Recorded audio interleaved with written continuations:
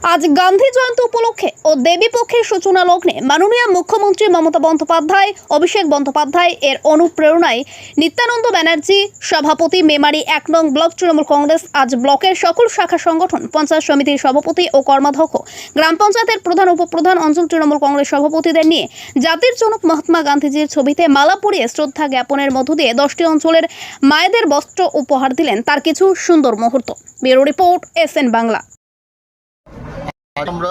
1 নং ব্লক তৃণমূল কংগ্রেসের অফিসে আজকে 2 অক্টোবর আমাদের জাতির জনক,